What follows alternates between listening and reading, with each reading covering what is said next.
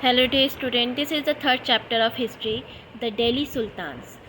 In this chapter, we will discuss about the sultans who made the Delhi as their capital. इस chapter में हम उन sultans के बारे में पढ़ेंगे जिन्होंने दिल्ली को अपना कैपिटल बनाया.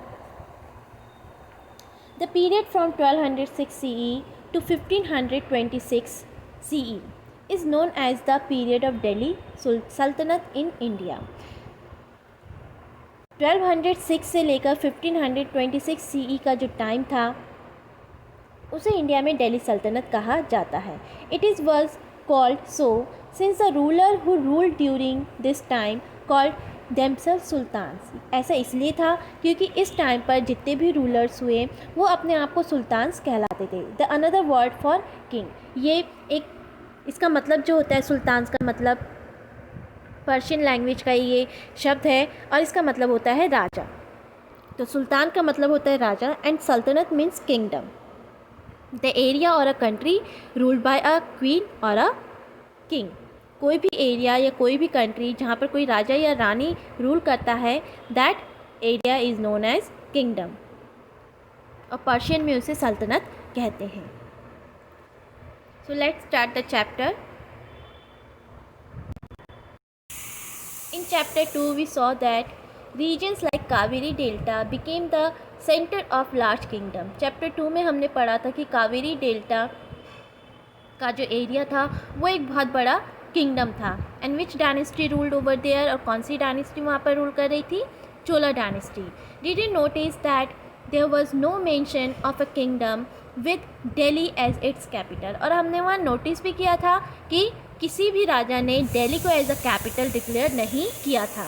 That was because Delhi became an important city only in the 12th century.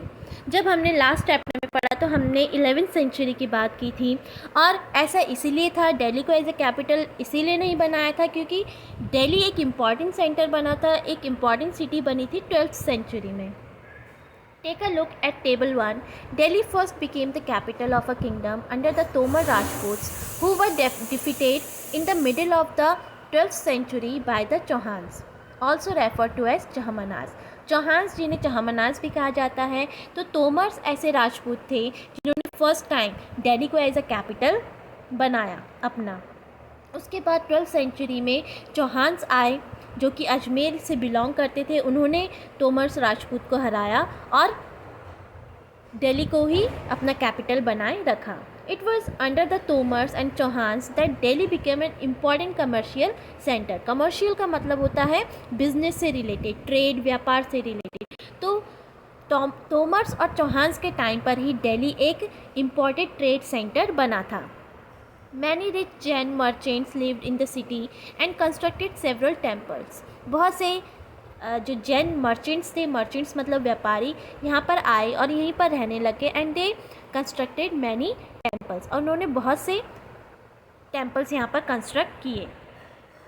Coins minted hair, coins भी यहाँ पर मिंट किए जाते थे. मिंट का मतलब होता है ढालना. जब किसी मेटल से कॉइन्स बनाए जाते हैं, सिक्के बनाए जाते हैं, तो बनाने को तब कहते हैं मिंटेड. तो यहाँ पर कॉइन्स भी मिंट किए जाते थे, कॉइन्स भी बनाए जाते थे. कॉल दहलीवाल, जिन्हें दहलीवाल कहा जाता था, हैड अ वाइड सर्कुलेशन, और इसका बहुत ज़्यादा यूज़ भी होता था. The transformation of Delhi into a capital that control vast area of the subcontinent started with the foundation of the Delhi Sultanat in the beginning of the 13th century.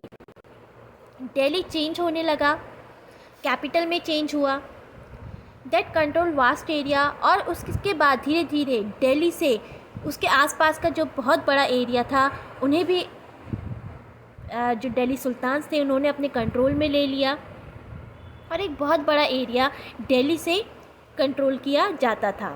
और ऐसा शुरू हुआ 13th सेंचुरी से जब दिल्ली सल्तनत इस्टेब्लिश हुआ था इंडिया में. Take a look at table 1 again. The identify the 5 dynasties that together made the Delhi सल्तनत.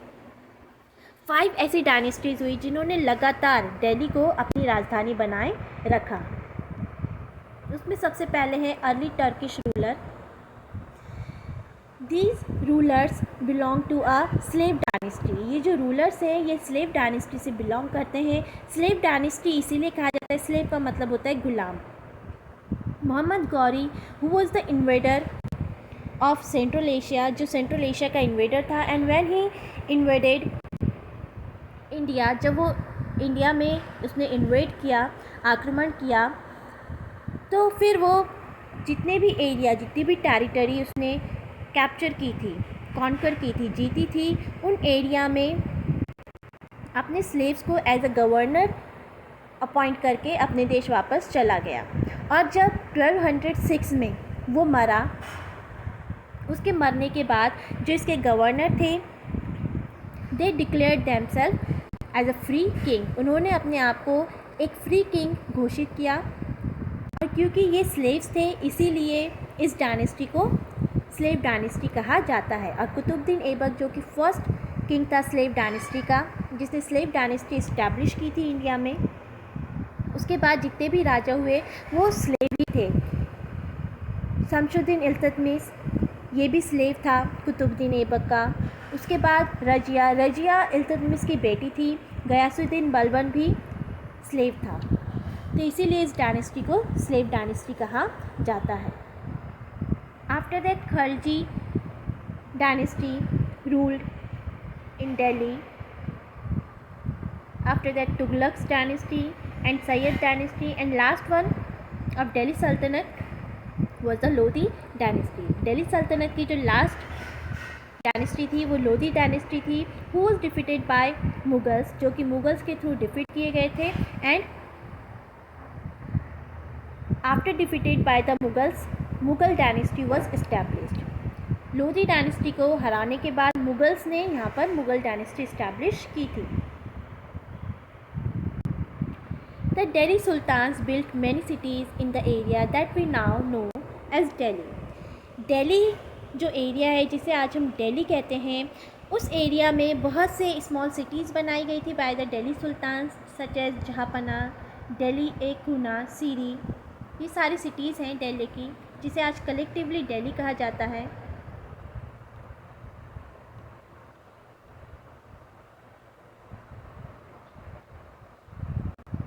Now we will talk about the sources from where we know about the Delhi sultans. अब हम उन सोर्सेज के बारे में पढ़ेंगे जहाँ से हमें दिल्ली सुल्तान्स के बारे में पता चलता है। Although inscriptions, coins and architecture provided a lot of information, especially valuable are histories, Tariq Tariq written in Persian, the language of administration under the Delhi Sultans. Inscription, coins, architecture ये बहुत information हमें provide कराते हैं, historians को बहुत सारी information provide कराते हैं, लेकिन जो दिल्ली सुल्तान्स थे उनके बारे में हमें उस टाइम पर जो तारीख या त्वारिख, जिसे प्लूरल में त्वारिख कहते हैं, पर्शियन लैंग्वेज में जिसे लिखा जाता था, ये बहुत इम्पॉर्टेंट इन्फॉर्मेशन प्रोवाइड कराते हैं about the Delhi sultans and their administration.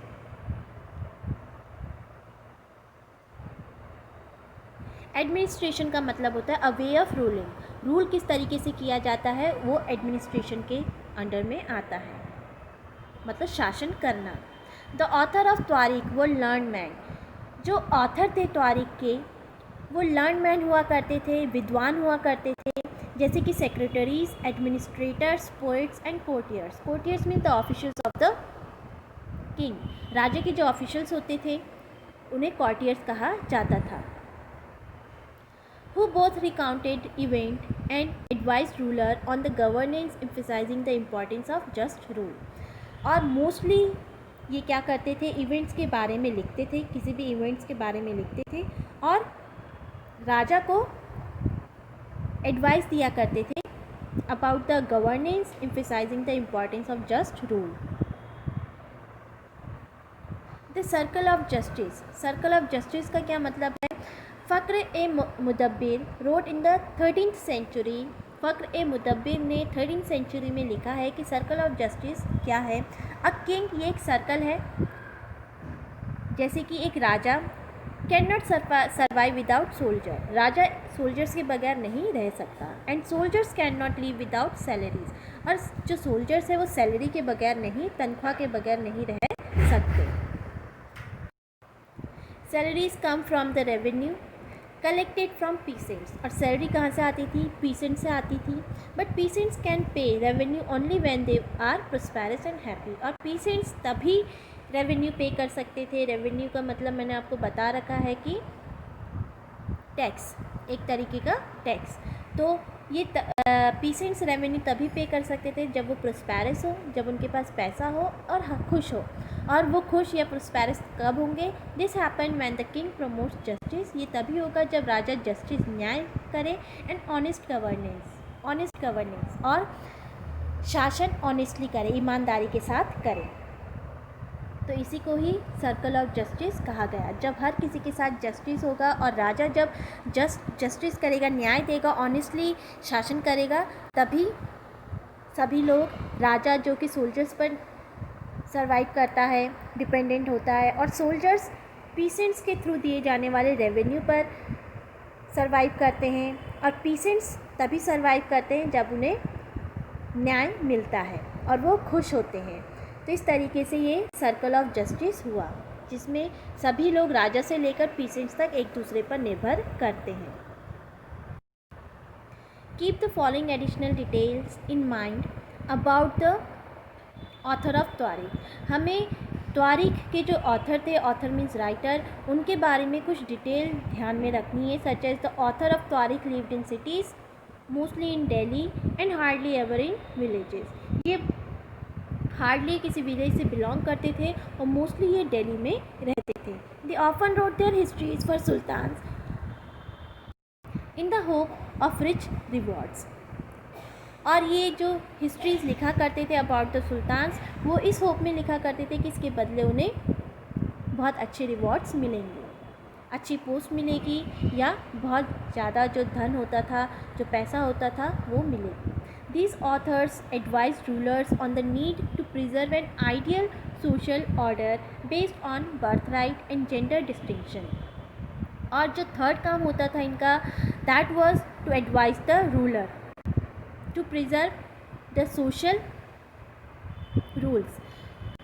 जो ऑथर होते थे वो एडवाइस भी किया करते थे रूलर्स को, इसीलिए एडवाइस करते थे कि जो समाज के रूल हैं, जो सामाजिक नियम है, सोशल ऑर्डर है, वो प्रिजर्व रहे। Such as birth right and gender distinction. Birth right, जैसे एक कोई पोस्ट में कोई एक इंसान है तो उसके आगे आने वाली जनरेशन को भी वही पोस्ट मिले, उसे बर्थ राइट कहते हैं। ऐसे राइट जो जन्म से किसी को मिलते हैं। और gender distinction means the discrimination between the man and women. Discrimination, भेदभाव जो मैन और वुमेन के बीच में होता है। तो इस तरीके के सोशल ऑर्डर को जो ये ऑथर्स होते थे त्वारिख के, वो इस तरीके के सोशल ऑर्डर्स को प्रिजर्व रखना चाहते थे। And therefore they always advise the ruler to preserve such social rules.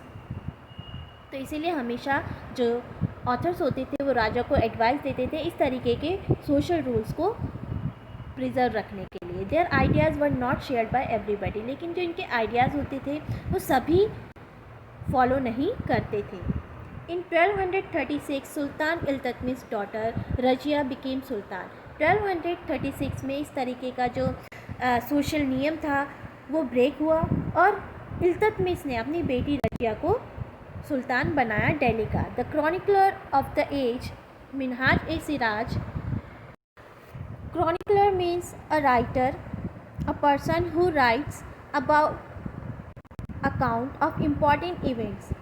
जो कोई अकाउंट लिखता है, किसी इम्पॉर्टेंट इवेंट्स के बारे में लिखता है, उसे क्रॉनिकलर कहा जाता है। और मिनहाज ए सिराज उस टाइम पर एक ऐसे राइटर थे जिनकी एक फेमस बुक तबकात ए नासिरी थी, और उन्होंने रजिया के बारे में लिखा। Recognized that she was more able and qualified than all her brothers. इन्होंने रजिया के जितने भी भाई थे उनसे कंपेयर करके रजिया को ज़्यादा क्वालिफाइड और एबल माना। But he was not comfortable at having a queen as ruler. लेकिन वो खुश नहीं थे, वो कंफर्टेबल नहीं थे कि एक जो रूलर है वो एक लड़की बने।